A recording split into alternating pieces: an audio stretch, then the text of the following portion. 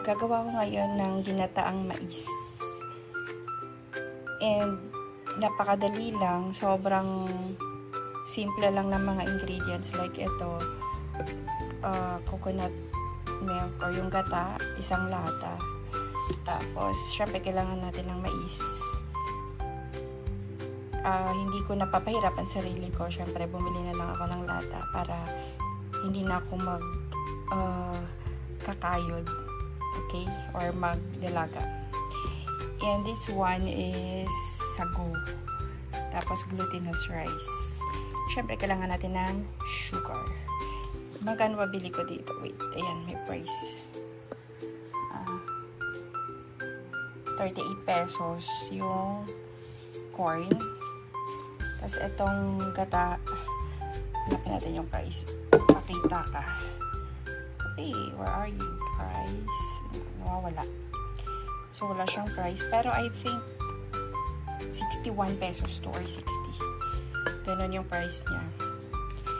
Tapos, itong glutinous rice, 1 kilo. Tama pa. 500 grams pala, sorry. 500 grams, 61 pesos. And ito naman, binili ko na lang din siya ng luto na. Mura lang yan. Tapos ito, sugar. So, I'm sure may sugar naman sa bahay, white or brown. Depende po yun sa inyo. Let's start cooking! Kailangan din pala natin ng pandan leaves. Kaya lang wala akong pandan. Ito na lang ang ilalagay ko. Yung pandan flavor na McCormick. And magkano ba siya? May price pa talaga. 47.50. So, i-compute nyo lahat yun. Kung magkano yung gagastusin nyo. Okay? So, let's start cooking. Kailangan lagyan natin to ng tubig kasi gagawa tayo ng bola-bola. Okay? So, buksan muna natin to. So, pwedeng 2 cups ng glutinous rice. Tapos, lalagyan lang siya ng water. Okay?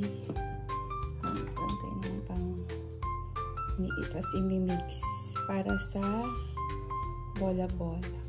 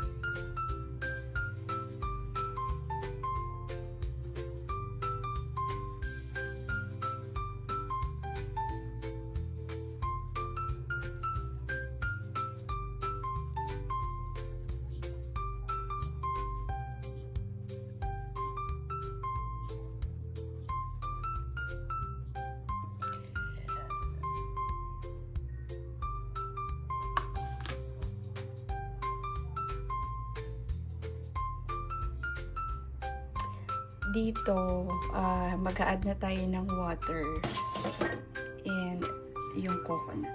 So, 1 cup of water. Actually, more than a cup ang nilagay ko.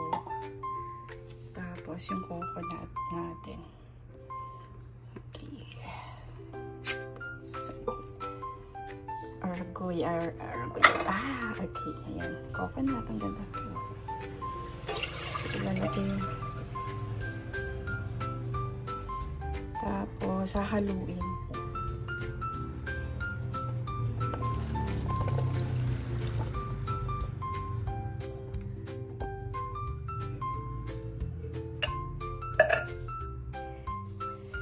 Dahil hindi ko binantayan, nag-ano siya, umapaw, kumulo. Pinatay ko muna. Ayan. Umapaw siya. So, let's see. Ano nangyari? Okay pa yan. So, ngayon, ilalagay ko ang corn. Diba? Tapos, open ulit. Ayan ang natuloy. Umapaw. Hinaan ko lang siguro yung apoy. Yan, yung corn, nilagay ko na. Actually, cooked na yan, pero next natin is yung bola-bola. So, ilalagay ko na yung bola-bola. Dapat, pag ilalagay nyo yung bola-bola, paisa-isa, para hindi sila dumikit-dikit. Ayan. Bola. Favorite ko talaga to sa sa ginataan. Usually kasi, ang favorite ko lutuin is ginataang bilo-bilo. Kaya lang kasi ang daming ingredients. Nakakatamad maghiwa. Kaya parang sabi ko, may iba naman. So, ito na. Lalagay natin yan lahat. Take note, once na nag-float na ang bola-bola, this one, aray, ouch, nag-float na yung float, ano bang float sa Tagalog, lutang. Oh my god, sa totoo lang laging lutang yung utak ko. Ano ba lutang? Lumutang, ayun, lumutang na ang bola-bola, goods na yan, okay na yan, ibig sabihin luto na siya.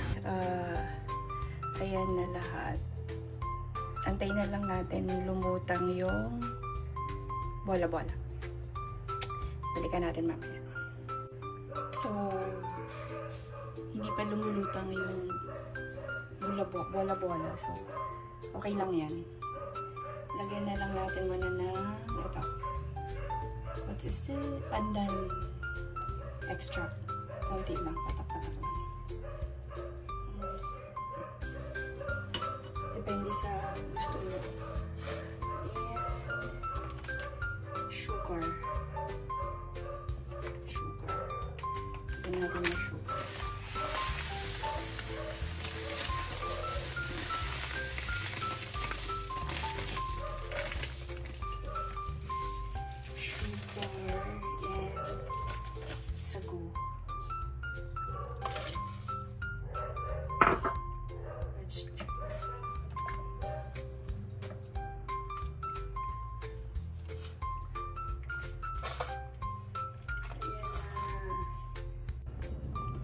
Now, let's check. Ito na. Ano na itsura? Tingnan nyo naman. Ang ganda. Ang ganda. Lumapot siya ng konti. Ayan.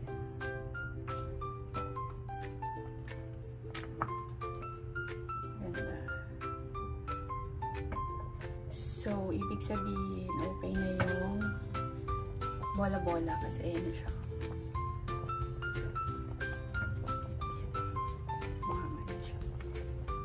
Ngayon naman, let's try. Tikiman na. Yay! Lipat lang.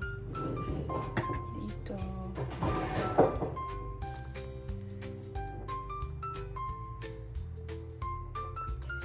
Wow! Ang sarap.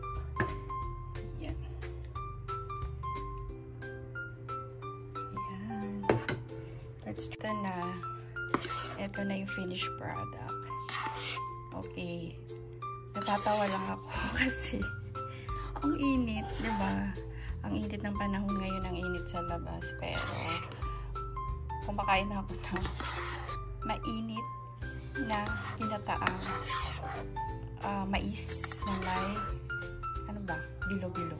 Okay. Yun. Yun ang title.